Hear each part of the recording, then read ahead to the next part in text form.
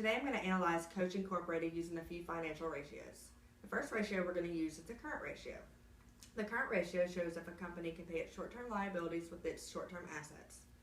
Coach has a current ratio of 3.13. This is kind of high.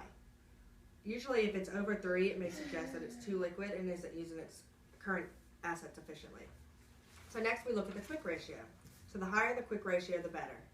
We also want to take into consideration that if the quick ratio is much lower than the current ratio, it means that the current assets are highly dependent on inventory.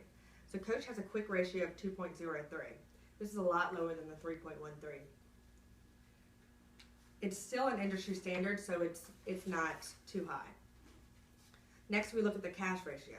We don't necessarily want a really high cash ratio, as it shows the cash could be returned to shareholders or it could be used elsewhere to generate higher returns.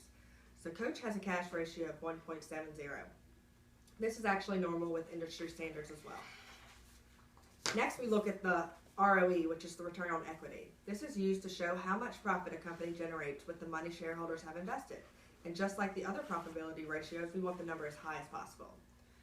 So Coach has a ROE of 15.46. Now this is below average when it's compared to its competitors, Louis Vuitton and Michael Kors.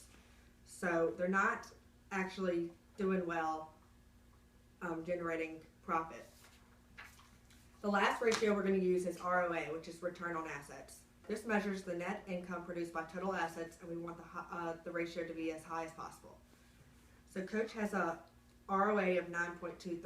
This is also below average compared to its competitors, with Louis Vuitton has 10.28 and Michael Kors has 33.42. So if we look at it, it seems like Coach can pay off its short-term liabilities because it generates a lot of liquidity assets. But as we look closer, Coach is not really producing much net income from total assets.